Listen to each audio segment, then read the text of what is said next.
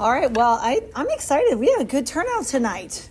It's a new year. We're going to do a spiritual reset focusing on those 12 promises. And I don't know if hopefully you're reading the newsletter and you saw that the Great Jubilee has begun on the feast of St. John the Apostle, which was December 27th, marks the 350th anniversary from 1673 when Jesus appeared to St. Margaret Mary. And the theme of this Jubilee is love for love. And so that's kind of how I want to tie in this talk tonight. Looking at that first promise, I will give them all the graces necessary for their state in life. And when we hear the word love for love, we are able to really put our eyes on the image of the Sacred Heart and see the type of love that Jesus is offering. You know, we look at his heart, and his heart is just pouring out this beautiful, transformative, awesome love. And then sometimes we look in our own heart, we do that inner glance, and we're like, man, am I only this far? Like, is this where I'm at? And sometimes, especially after holidays, when we're with all of our people, and a lot of times we're great in other settings, but when we're with our families, and sometimes those stressors come out. And it made me think about when St. Thomas placed literally his hand, and the Jesuits believe that when he placed his hand on his side, he came up and touched the heart of Christ. And I was thinking about how Jesus didn't react and get triggered, right? We live in a society where everyone's so triggered by everyone that families can barely eat dinner together, right? And we can barely have conversations with each other. And I was thinking about how our Lord did not pull away from that, and he allowed that moment to happen. But with our family, those little pokes happen, right? Those little pokes, and we realize how fragile we are and how much we need love for love, because our love is absolutely imperfect. We can only offer, if it's from our own will, we can only offer a counterfeit. But his love, he wants to pour through our hearts, and he wants to renew us. And then I want to look at the image of the stability that Jesus offers. If he wants to give us all the graces necessary for our state in life, he wants to fill in the valleys of our hearts. And he doesn't want mountains and valleys and mountains and valleys. And one thing we know about mountains and valleys is it's a hard trek to go up and down and up and down. But maybe this is also the giving and the receiving of love, right? Is that if we pour out all through Christmas and all we do is just be Hallmark Christmas, and we're perfect, and we served every meal, and we did everything, and we wrapped every present, and we served and served and served. About January 4th, we're feeling pretty exhausted. We're feeling a little used. We didn't get a thank you note in the mail. Did anyone like what we even did? But that's the pouring out. But then it's the receiving. It's time to really receive. And when this relationship of giving and receiving provides this spiritual stability that we need, that we absolutely crave, because it's love for love, right? It's his love into our hearts. And then in return, we do our very best to not give a distorted love, but to give back his love to him and then to others. Because when we're serving out of the love of Jesus Christ, when we're reflecting on what his love looks like, it's super inspiring, right? It's exactly what we want. It's the hallmark of all Christmas dinners, of all moments. But when we rely on ourselves, we can have that letdown. And what I just love January, because it's literally a spiritual restart. It's like, okay, Lent is a restart, and Advent is the beginning of the church liturgical season. But there is something about linking arms with brothers and sisters of goodwill and being like, okay, we're all trying, and it's more than just getting physically fit. It's more than just dumping bad habits. It's about changing our hearts. That's what we're here to do, to take a heart of stone and turn it into a heart of flesh, to return love for love. And yet, the words, I give them all the graces necessary for their state in life, it's important that we pause and we reflect on what is even my state in life. What is the grace that I need in this moment so that I have that spiritual stability, so that I can be the witness, that I can lock arms with others and help guide them closer to the authentic love of Jesus Christ. one of the things that this January I've been reflecting on is Father Mateo. So Father Mateo is really you can think of him as a father figure of enthronement. He is the priest that really not only went to the Holy Father and received that blessing and really that apostolic mission to promote enthronement, to get Jesus back into homes specifically, but he started something. He didn't end something. He began a movement, and I believe that we're called to continue this movement with more zeal than he had, with more even appreciation, because we see the darkness that really wasn't as present over 100 years ago. So I just want to take a little look at his life. Father Mateo was born, actually it was very interesting. He was born of a Protestant father and a devout Catholic mother who was from Spain. He was living down in South America.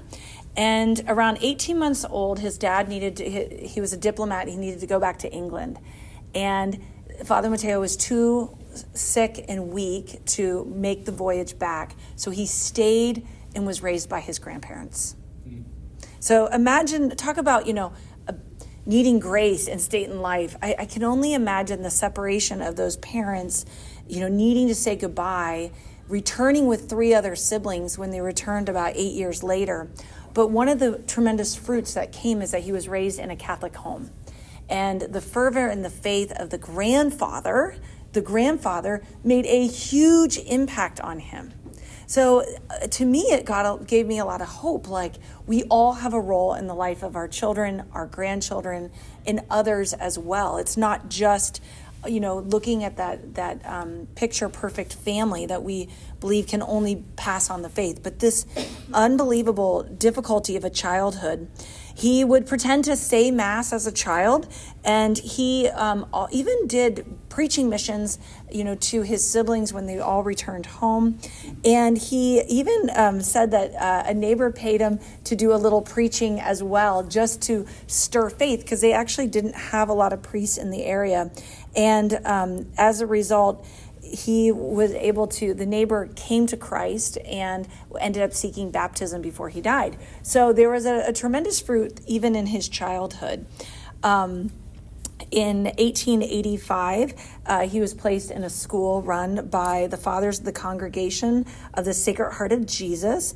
And the congregation was founded in France in the midst of the terror of the Revolution. And Father Mateo was blessed with this deep love for Jesus and Mary. And at the age of 15, he went and gave his parents a little promissory note, and he said, I'd like to be a priest. Could you sign in the line that this is okay? Because of the tension, right, between a Protestant dad and a Catholic mom. But his father eventually did come to the faith, and they allowed him to become a Catholic priest. Now, when he joined seminary, it was very interesting because Father Mateo, he discovered a particular painting, a piece of artwork, and it was in the building on September 11th, 1892. He made his final vows. And what was interesting is he went by Brother Mateo, Father Mateo, because there was another, Edward was his real name, but there was another person with a similar name. So that's one reason why he went by that. But one day he discovered in the archives a painting of our Lord carrying in his left hand a globe, a right hand with the Sacred Heart of Jesus, and it was given to the president of Ecuador, where he was living at the time. And it was a special commission to remember the consecration of their country to the Sacred Heart of Jesus. And what was interesting is that he fell in love with this image. It meant a lot to him. It was significant. And when there was a great earthquake in that area of Ecuador, everything was destroyed but that image that he had found that was commissioned. And to him, it reminded him the importance of putting Christ first, the zeal that he had to promote the Sacred Heart of Jesus, to promote all that is important.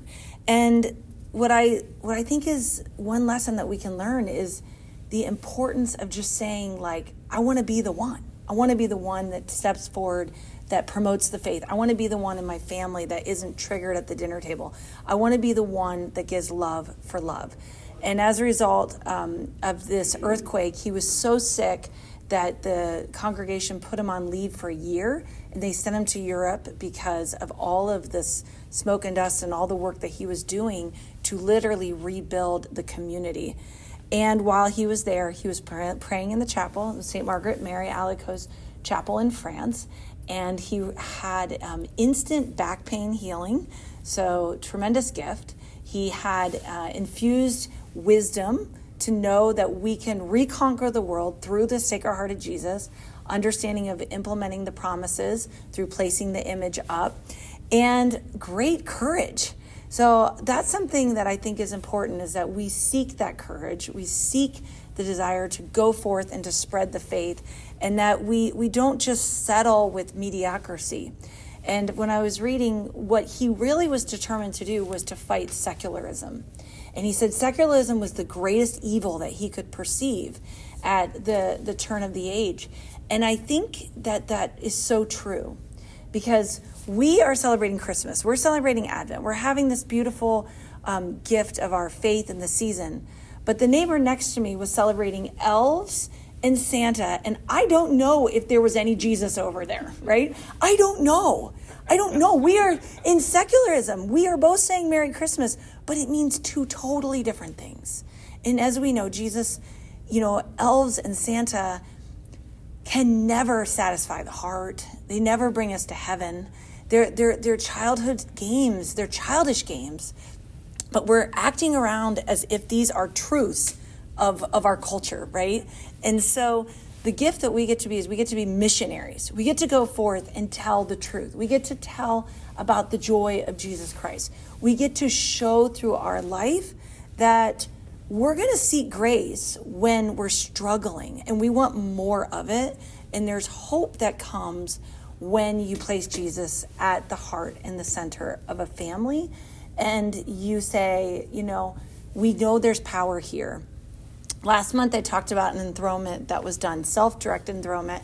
And so, part of it is, who are you going to mentor this year? As you're setting your goals, who is that one family, that one person that you're willing to walk alongside with? And when I began walking with this family, the first comment was, I don't really like this enthronement thing. I don't think it's necessary. I think it's too much. And you know what? It was a little intimidating for me to hear those comments. I didn't know what to say, but I said, let's sit down and talk about it. So we did. We had a dialogue. And I said, it's not like Jesus just wants to come into your house like in Revelations. He's knocking at the door. So, part of the great thing is maybe we follow up with our friends that have done enthronements. And so what has the Lord done in your life? And you know what? You wouldn't believe what the Lord's done. In 1 month, my marriage is so much better. In 1 month, my husband went to the grocery store and the first time in 50 years and helped me and saw that I was struggling to do all this hospitality, And those things might seem small, but they're huge when you're asking for more grace, because grace is about changing our perspective on our life. Grace is about changing our hearts.